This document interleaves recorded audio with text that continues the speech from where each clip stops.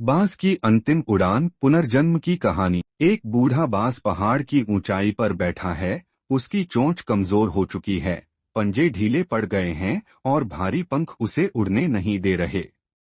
लेकिन हार मानना उसकी फितरत नहीं। वह सबसे कठिन निर्णय लेता है, खुद को फिर से जन्म देना।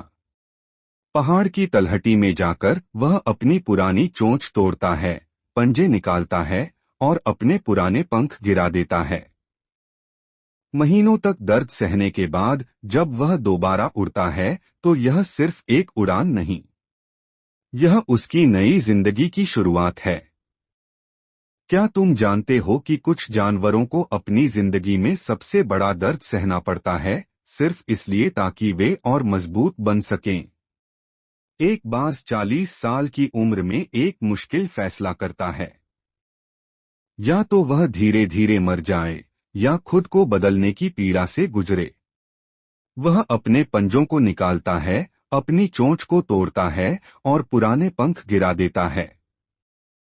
5 महीने बाद वह नया जन्म लेता है और पहले से भी ऊंचा उड़ान भरता है।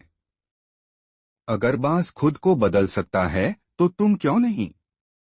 हर इंसान की जिंदगी में वो मोड़ आता है जब उसे खुद को बदलना पड़ता है। डर, आलस और पुरानी आदतें हमें पीछे खींचती हैं, लेकिन बाज हमें सिखाता है कि बदलाव जरूरी है। अगर तुम अपनी जिंदगी में बड़ा बदलाव लाना चाहते हो तो इस बाज की कहानी तुम्हें झकझोर देगी। लोग फीनिक्स को एक काल्पनिक पक्षी मानते हैं, लेकिन बाज असली जिंदगी का फीनिक्स है।